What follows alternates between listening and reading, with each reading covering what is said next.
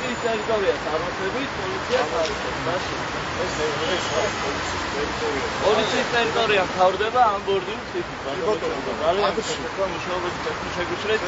ისე თუ აპროტესტებთ იმას, რომ შინაგან სამინისტროს დაჯგუფების წარმომადგენლები აი ეს არის ტრანსპორტი უჩნია თავისუფალ მედიას მუშაობებს.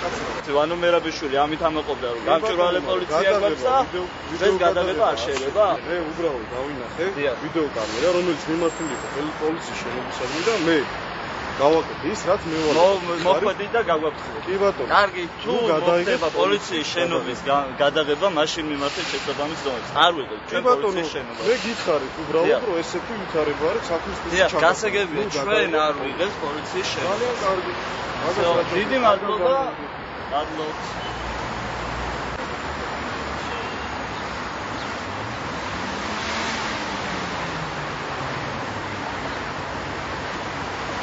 გავაპროტესტეთ ის მედია ზონდერ ჯგუფი, რომელიც ფოტოებზეა გამოსახული, რომელიც ყოველდღიურად მიზანმიმართულად განსაკუთრებით ინფოცხრის ჟურნალისტებზე ახორციელებენ ზეწოლას.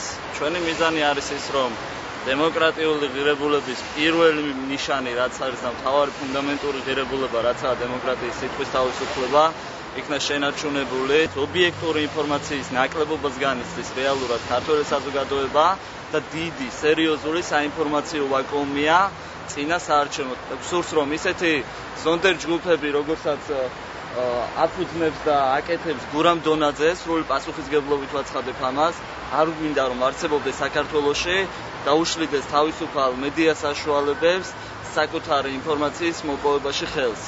როგორც მოგეხსენებათ, მედია იმყოფება დიდი წნეთის ქვეშ. ჩვენ ახალგაზრდები გავაგზავნეთ პერმანენტულ აქციებს, ამ აქციებში შეუერთდება ძალიან ბევრი ახალგაზრდა. ჩვენ მივბრძოლებთ ბოლომდე და დავასრულებთ ამ კანონების ერთად სამუშაოს.